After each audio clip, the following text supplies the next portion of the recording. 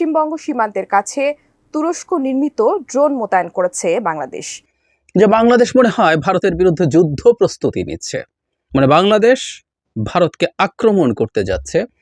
বাংলাদেশের সরকার নাকি ভারত সীমান্তে তুর্কির ড্রোন নিযুক্ত করেছে এমন উল্লেখ করে মন্তব্য করেছেন ভারতের অনেক media.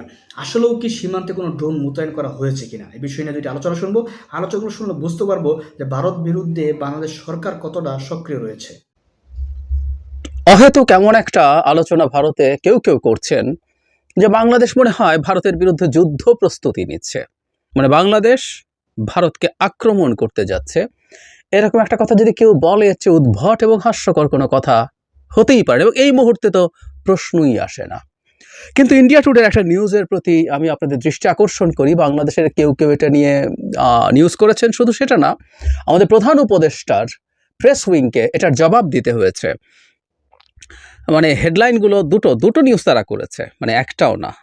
Bangladesh deploys Turkish drones near border, India on high alert, sources. Turkish drone Bangladesh ইন্ডিয়ার বর্ডারের কাছে ডিপ্লয় করেছে এবং ইন্ডিয়া হাই অ্যালার্টে আছে।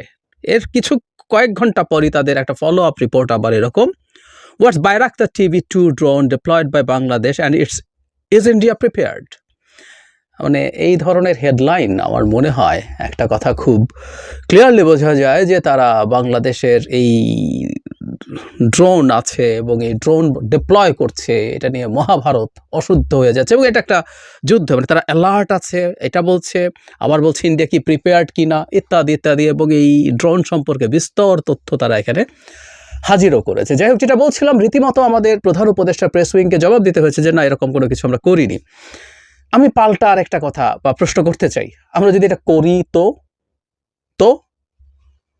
আমরা ড্রোন কিনেছি, আমি আসবো এই ড্রোনের আলোচনা। আসলে আমি এইটার বাহানায় বাংলাদেশের সামরিক বাহিনীর হার্ডওয়্যার কি থাকবে এবং আমাদের সামরিক যে স্ট্র্যাটেজি সেটার সভারেন্টি নিশ্চিত করা নিয়ে আলাপ করতে চাই। আমি মনে করি হাসিনা উত্তর বাংলাদেশে এটা আমাদের সবচেয়ে গুরুত্বপূর্ণ কাজগুলোর একটা, আই রিপিট, সবচেয়ে গুরুত্বপূর্ণ কাজগুলোর একটা হচ্ছে আমাদের সেনাবাহিনীর মানে ওভারঅল স্ট্র্যাটেজি সার্বভৌম করে তোলা। শেখ হাসিনার সময় এই জায়গাটা খুবই কম্প্রোমাইজ ছিল, আমরা জানি। সো আসবো মানে ভারতের অ্যাটিটিউড এবং ভারত কেন এই ড্রোন মোতায়েন নিয়ে এই আওয়াজ তুলছে। এটা মিথ্যা হলেও এই আওয়াজের কোনো অর্থ নেই, এটা যদি সত্যও হয়ে থাকে এটা নিয়ে এত রিয়াকশান দেখানোর কিছু নাই। বাংলাদেশ ড্রোন কিনেছে এবং ড্রোন কিনে সে এটা বর্ডারের কাছে ওড়াতেই পারে, এটা কোনো ব্যাপার না। আমরা একটু ড্রোন নিয়ে আসি। বাংলাদেশ Bayraktar TB2 এই ড্রোনটা আমরা অনেকে চিনি, যারা ইন্টারন্যাশনাল ইস্যুগুলো খেয়াল করি। আমাদের একেবারে সামরিক বিশেষজ্ঞ হতেই হবে তা না। আমি অবশ্য একটা কথা বলি, সেটা হচ্ছে আমরা যদি আন্তর্জাতিক রাজনীতি এবং ভূরাজনীতি বুঝতে চাই, আমাদের আসলে সামরিক বাহিনী সম্পর্কে, অস্ত্রশস্ত্র সম্পর্কে খুব ভালো ধারণা রাখতে হবে, না হয় আসলে এটা বোঝা যাবে না। আমার অন্য একটা চ্যানেল ছিল বা আছে, যাই বলি, ওখানে খুবই রেগুলার শেখ হাসিনার সময়ের জুলাই শুরু হওয়ার পর ওখানে আসলে আর কোনো কন্টেন্ট দেওয়া হচ্ছে না, Zahed take on geopolitics, ওখানে এই কথাটা আমি রিপিটেডলি বলতাম। যাই হোক, একটু আসি। এই ড্রোনটা বাংলাদেশ আমি সোফার ঘেটে দেখলাম যে এখন পর্যন্ত 6টা কিনেছে। এটা খুবই আলোচিত একটা ড্রোন, কারণ এই ড্রোনের খুব উল্লেখযোগ্য কিছু সাফল্য আছে। যদিও ইউক্রেন যুদ্ধ ড্রোন কিভাবে ব্যবহৃত হবে সেই ধরনটাও পাল্টে দিচ্ছে। এটা হচ্ছে Bayraktar TB2, এটা টার্কিশ মেড একটা ড্রোন এবং এটা একটা কমব্যাট ড্রোন। কমব্যাট ড্রোন মানে হচ্ছে, আমরা যারা খুব জানি না তাদের উদ্দেশ্যে বলছি, অনেকেই নিশ্চয়ই জানি, সেটা হচ্ছে এগুলো অস্ত্র বহন করতে পারে। এগুলো Bayraktar TB2 কিছু বোমা এবং কিছু শর্ট রেঞ্জের এয়ার টু সারফেস মিসাইল নিয়ে যেতে পারে, সেগুলো দিয়ে সে আক্রমণ করতে পারে। আমরা আমেরিকান এরকম কমব্যাট ড্রোন অনেক আগে চিনেছি, প্রিডেটর, রিপার, এগুলো। Bayraktar's সুবিধা হলো এটা বেশ তুলনামূলকভাবে আমেরিকান ড্রোনগুলোর তুলনায় অনেক সস্তা, কিন্তু হাইলি এফেক্টিভ। ভারত নিজে পর্যন্ত সেই 2020-এর আজারবাইজান আর্মেনিয়ার যুদ্ধের কথা তুলে এনেছে। নাগর্নো কারাবাখ নিয়ে যে যুদ্ধ হয়, সেখানে অ্যাপারেন্টলি আজারবাইজানের চাইতে বেশি পাওয়ারফুল আর্মেনিয়ান সেনাবাহিনী বেশ বড় বিপদে পড়েছিল এই টার্কিশ Bayraktar TB2-র সাফল্যের কারণে। আপনারা যে কেউ অনলাইনে সার্চ করে দেখতে পারেন Bayraktar TB2 কীভাবে সাকসেসফুল হচ্ছে, প্রচুর ভিডিও পাওয়া যায়। আপনি ওখান থেকে ড্রোন থেকে তোলা ফুটেজে দেখবেন। মানে একটু সাহস থাকতে হবে, কারণ এখানে প্রচুর মৃত্যু দেখা যায়, প্রচুর ধ্বংস দেখা যায়, কিন্তু ওগুলো প্রচুর পাওয়া যায়। সো ওটার কথাও তারা তুলে এনেছে। সো বাংলাদেশ এটা কিনেছে, আমি দেখলাম যে আরও 6টা, মোট 12টা কেনার কথা, এবং পৃথিবীর বহু বহু দেশ, আফ্রিকার ইথিওপিয়া, সোমালিয়ার মতো দেশেরও এই ড্রোন আছে। শুধু এটা কোনো মেজর ইস্যু না, কিন্তু ভারতের চেঁচামেচি দেখে মনে হচ্ছে যে এটা আমাদের জন্য বিরাট অপরাধ হয়েছে। আমরা ড্রোন কিনেছি এবং আমরা সীমান্তে এটাকে মাঝে মাঝে ওড়াচ্ছি, ডিপ্লয় করছি। আমাদের ড্রোন এসব কারণেই কেনা হয়েছে, এবং খুব স্বাভাবিকভাবে যুদ্ধ পরিস্থিতি ছাড়া এগুলোতে হয়তো কোনো অস্ত্রশস্ত্র বহনও করে না, এটা সার্ভেলেন্সের জন্য ব্যবহার করে, এবং সার্ভেলেন্সের জন্য ব্যবহার তো করতেই হবে। আমাদের এই বর্ডার এরিয়াতে ভারত যা যা করছে, আমাদের একটা সার্ভেলেন্স তো রাখতেই হবে। এটা ভারতও নিশ্চয়ই করবে, নিশ্চয়ই প্রতিটা দেশ তার মতো করে করবে। কিন্তু শোরগোলের একটা উদ্দেশ্য আছে। বাংলাদেশ আসলে কি অস্ত্র কিনবে, কি অস্ত্র কিনবে না, এটা ভারত নির্ধারণ করে দিত, ভারত পারমিট করতো, এবং তারা খুব সিরিয়াসলি চেয়েছে শেখ হাসিনার সময়। এটা শেখ হাসিনা আরও ক্ষমতায় থাকলে হতো। বাংলাদেশ যাতে তার মিলিটারি হার্ডওয়্যারের জন্য শতভাগ না হলে অন্তত মেজরিটি 60-70% ভারতের উপরে ডিপেন্ডেন্ট হয়, তার পচা অস্ত্র আমাদেরকে গছিয়ে দেওয়ার তারা চেষ্টা করতো। আমাদের মনে আছে নিশ্চয়ই কয়েক বছর আগে শেখ হাসিনা ভারতে গিয়েছিলেন, তখন $50 কোটি একটা ঋণ ভারত দিয়েছিল ভারতের সমরাস্ত্র কেনার জন্য। ভারতের সমরাস্ত্র ভারতের সামরিক বাহিনী নিতে চাইছে না, তাদের অবস্থা এতটাই খারাপ। আমরা ভারতের ফাইটার তেজাস নিয়ে যারা খোঁজখবর রাখি তারা জানি যে বানানোর পর মানে এয়ারফোর্স এটা নিতে বহুবার গড়িমসি করেছে, না এটা আপ টু দ্য স্ট্যান্ডার্ড হয়নি। যাই হোক, কিন্তু বাংলাদেশকে তারা চেয়েছে, বাংলাদেশ কি করবে না করবে সেটা তাদের একটা রেড লাইন ছিল। এর মধ্যে একটা গুরুত্বপূর্ণ রেড লাইনের কথা আমি উল্লেখ করতে পারি, সেটা হচ্ছে বাংলাদেশ যখন সাবমেরিন কিনেছিল, সেই সাবমেরিন কেনার পর ভারতের মিডিয়াতে প্রচণ্ড রকম তোলপাড় হয়েছিল। সার্চ করতে গিয়ে পেলাম যে ইন্ডিয়ান মিলিটারি কনসার্ন দেখাচ্ছে সাবমেরিন কেনার জন্য। শুধু সেটা না, আমি স্পুতনিক, রাশিয়ান একটা গুরুত্বপূর্ণ নিউজ মিডিয়া, সেখানে ভারতের এক্সপার্টরা বলছে এটাকে provocation. And I can clearly remember ওই সময় ভারতের প্রচুর টক শো হতো মিডিয়াগুলোতে, ইউটিউবে আমি দেখেছি, তারা বারবার একই প্রশ্ন করছে, বাংলাদেশ কেন সাবমেরিন কিনতে হবে? অথচ আমাদের সাবমেরিনগুলো খুব অ্যাডভান্সড কিছু ছিল তা না, এগুলো আসলে লেট 80s চায়না এগুলো বানিয়েছিল। টাইপ 035 বলে এগুলোর, মানে কি আছে, মানে টর্পেডোর বেশি কিছু নাই। তবে হ্যাঁ, টাইপ 035-এর অনেকগুলো ভ্যারিয়েন্ট আছে। প্রথম দিকের ভ্যারিয়েন্টগুলোর মধ্যে অ্যান্টি সাবমেরিন ক্যাপেবিলিটি ছিল না, ওগুলো শুধু শিপের ক্ষেত্রে আক্রমণ করতে পারত।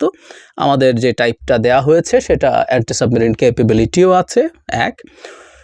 বরং মিয়ানমারকে চায়না টাইপ 035 আরও বেটার ভার্সন দিয়েছে, যেটার এই যে টিউবগুলো আছে টর্পেডোর, সেগুলো থেকে মিসাইল লঞ্চ করা যায়। আমরা জানি অনেক সাবমেরিন থেকে মিসাইল লঞ্চ করা যায়, নিশ্চয়ই আমরা জানি, এবং আমরা এইটুকু একটু জানিয়ে রাখি, যারা আগ্রহী তারা খোঁজ করে দেখে নেবেন। যেসব পরমাণু শক্তিধর দেশ আছে তারা তাদের খুব বড় একটা অংশের নিউক্লিয়ার ওয়েপন কিন্তু সাবমেরিনে রাখে। তাদের অন্তত 3টা জায়গা দিয়ে লঞ্চ করার মতো ক্যাপেবিলিটি তারা রাখতে চায়।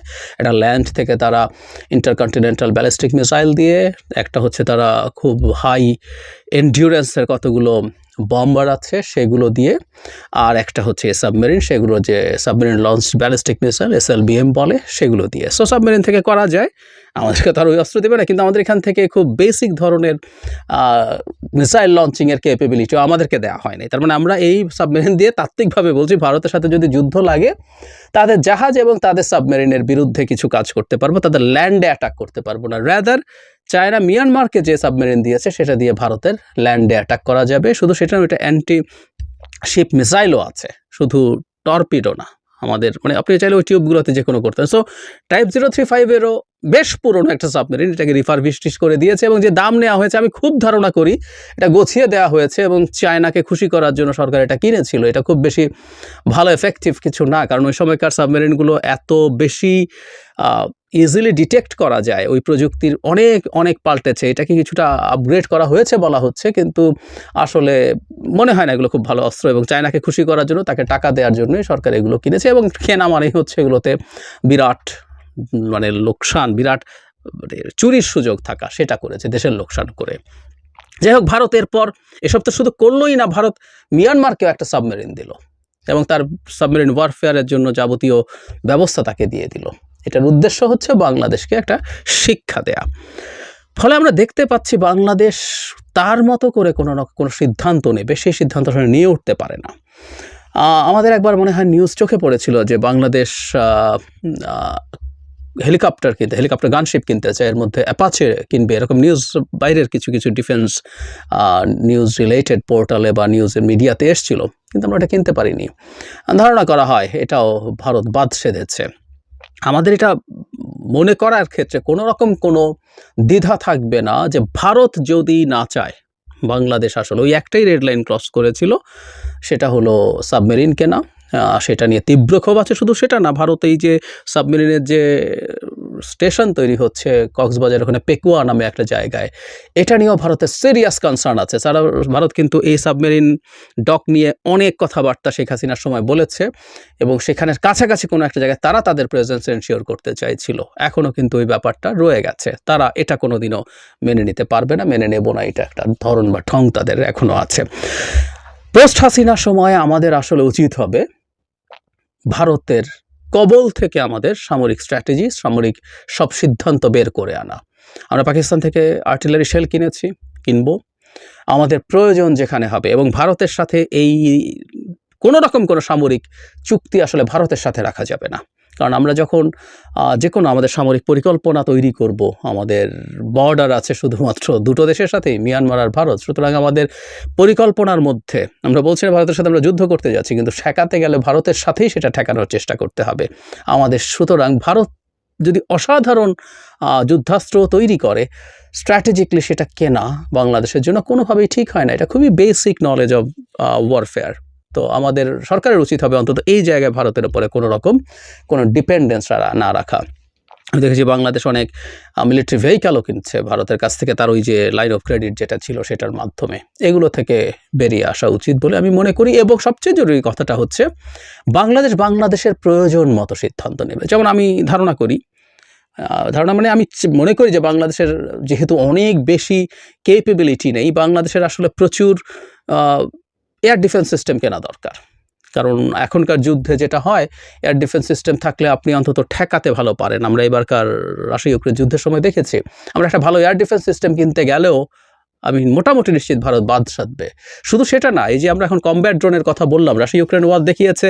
শুরুর দিকে বাইরাক্তার ইউক্রেনেরও ছিল এই ড্রোনটা, শুরুর দিকে ভালোই সাফল্য পাচ্ছিল, কিন্তু একটা পর্যায়ে অত সাফল্য এটার হচ্ছিল না। তার চাইতে বরং তখন নতুন করে আরেকটা শব্দ আমরা এবার অনেকেই শিখলাম, সেটা হচ্ছে কামেকাজে ড্রোন। যে ড্রোনটা আর ফিরে আসবে না। বাইরাক্তার যাচ্ছে, সে অসাধারণ প্লেনের মতো, ফাইটারের মতো যাচ্ছে, সে তার পেলোড ওখানে যদি ইউজ করে, সে তার বোমা মিসাইল মেরে সে আর ফেরত আসে। এখন পরবর্তীতে দেখা গেলো তার চেয়ে আরও সস্তায় কামেকাজে ড্রোন ইউজ করা যায়, যে ড্রোনটা নিজে গিয়ে ওখানে বোমার মতো পড়বে। সো এটা সস্তায় বানানো হয় এবং এটা আরও বেটার অপশন। এর মধ্যে আমরা শাহিদ ড্রোনের কথা জানি ইরানের, আমরা ল্যান্ডসেট, রাশিয়া এই মুহূর্তে আমরা যারা যুদ্ধের খোঁজ খবর রাখবো, রাশিয়া ইউক্রেন যুদ্ধের, ওখানে ল্যান্ডসেট অসাধারণ পারফর্ম করছে। তো এইরকম কামেকাজে ড্রোনও আমাদের কিনতে হবে। এরকম আরও বহু কিছু আমাদের যা যা প্রয়োজন মনে হয় আমরা তা কিনবো, সেটা কিনবো। যে দেশ থেকে প্রয়োজন মনে হয় সেই দেশ থেকে কিনবো। আমাদের ফোর্সেস গোল একটা 2030 করেছিল শেখ হাসিনার সময়, আমি এটাকে রিভাইজ করা দরকার বলে মনে করি। আই রিপিট, আমাদের ফোর্সেস গোল যে 2030, আর খুব বেশি দিন নাইও, এটাকে আরও দরকার এক্সটেন্ড করা এবং এটাকে রিভাইজ করতে হবে। কারণ আমাদের ওই গোলের মধ্যে এটা ভারতকে দিয়ে পাশ করিয়ে নেওয়া হয়েছিল বলে নিশ্চিতভাবে আমরা বলে দিতে পারি। সো ইট মাস্ট চেঞ্জ, একেবারেই পাল্টাতে হবে এটা। সুতরাং এটা পাল্টানো এবং সেটা অনুযায়ী আমাদের নতুন করে সব কিছু সাজানো দরকার। আর একটা কথা বলে শেষ করি, আমাদের দেশে আমরা ছোটোবেলা থেকে বেড়ে যখন উঠেছি, আমাদের দেশে কিছু সুশীল মানুষজনকে, সুশীল, এটা আমাদের অনেক ক্ষেত্রে এটা একটা ডেরোগেটরি শব্দ হয়ে গেছে। কারণ অনেকে এমন সব কথা বলেছেন যেগুলো আদতে রাষ্ট্রের স্বার্থের পক্ষে যায় না। যেমন আমরা সামরিক বাহিনী দিয়ে কী করবো, আমরা কি চেষ্টা করলে ভারতের সাথে যদি যুদ্ধ লাগে জিততে পারবো? এই নানান আলাপ করে বলা হয়েছে, এগুলো বন্ধ করে দিয়ে চেষ্টা করতে হবে আমরা এই খরচ বা এই টাকা অন্য জায়গায় ব্যবহার করি। আমি সিরিয়াসলি মনে করি পৃথিবী যেদিকে যাচ্ছে, সামনে যেদিকে যাবে, আমরা যদি ন্যূনতম আন্তর্জাতিক রাজনীতি এবং ভূরাজনীতি বুঝে থাকি, তাহলে আমাদের একটা শক্তিশালী মিলিটারি লাগবে, সামরিক বাহিনী লাগবেই। একটা কথা জরুরি, অবশ্যই এটা একটু বলে রাখা ভালো, আমরা একটা গরিব দেশ। আমাদের গরিব দেশের সামরিক বাহিনীর মধ্যে আমাদের যারা সামরিক বাহিনীতে আছেন, তাদের ফ্যাসিলিটিস হয়তো কিছুটা কাটছাট করে, বরং আমাদের সামরিক সরঞ্জামের পেছনে অনেক বেশি খরচ বাড়াতে। আমাদের সামরিক ব্যয় যা হয় আমি জানি না, আমি নিশ্চিত নই, কিন্তু আমি জানি আমাদের পরিচিত মানুষজন আছে, খুব বড় একটা অংশ হয়তো তাদেরকে ফ্যাসিলিটি দেওয়ার ক্ষেত্রে অনেক বেশি ব্যবহৃত হয়। তো সেই ব্যাপারটা একটু খেয়াল করে আমাদের অন্তত যাতে আমরা আমাদের সরঞ্জাম কেনার ক্ষেত্রে, আমাদের বাহিনী আধুনিকায়নের ক্ষেত্রে ভালোভাবে কাজ করতে পারি, সেটা আমাদের ভাবা দরকার। যেমন আজকে আলোচনার সুযোগ নেই, আপনারা খুব ভালো মতো জানবেন যে আমাদের এয়ারফোর্সের অবস্থা যথেষ্ট দুর্বল। আমাদের যেসব ফাইটার দিয়ে আমাদের এয়ারফোর্স তৈরি হয়েছে, এগুলো কোনোভাবেই আসলে একটা মোটামুটি মানের প্রাথমিক কমব্যাটেই টিকবে না। সো ওই আরেক আলোচনা। সুতরাং আমাদের আসলে এই ব্যাপারগুলো নিয়ে খুব সিরিয়াসলি ভাবা দরকার, এবং ওই বাহানায় যে আমাদের ড্রোন ওড়া নিয়ে এই আলাপটা করে রাখলাম এবং আমাদের এই কনসাসনেস তৈরি করি, এবং আমরা যেন বলি যে আমরা ভারত মুক্ত, ভারতের কবল মুক্ত, ভারতের হস্তক্ষেপ মুক্ত একটা সামরিক নীতি, সামরিক স্ট্র্যাটেজি খুব দ্রুত যেন প্রণয়ন করি। দর্শক আলোচনাগুলো শুনেছেন, শুনে বুঝতে পেরেছেন। যদি ড্রোন নিরাপত্তা করে থাকে, যদি ড্রোন নিযুক্ত করে থাকে, তাহলে আমরা তাকে সাধুবাদ জানাবো। কারণ আমরা চাই আমাদের অঞ্চল বা আমাদের সীমানা নিরাপদ রাখতে, সেখানে যত ধরনের নিরাপত্তা আছে সেটা জোরদার করতে অবশ্যই আমরা সেটা করতে পারবো স্বাধীনভাবে। সেখানে ভারতের কোনো কিছু করার আছে বলে আমরা মনে করি না। তবে ভারত যে কথাগুলো বলছে, তারা এগুলো কিন্তু আসলে নিযুক্ত করা হয়নি বা কোনো ড্রোন দেওয়া হয়নি। ভারত শুধুমাত্র একটা উস্কানিমূলক কথা বলার জন্য এই কাজটি ব্যবহার করছে, এবং নিজেরা ভিকটিম সাজতেছে আমাদেরকে দোষী বানানোর জন্য, যে তারা যুদ্ধের জন্য উস্কানি দিচ্ছে এমন মন্তব্য করতে যেন পারে, এজন্যই মূলত এই কথাগুলো তারা বলছে। যাই হোক প্রিয় দর্শক, আলোচনাগুলো শুনেছে, শুনে কেমন লাগছে অবশ্যই মন্তব্য করবেন।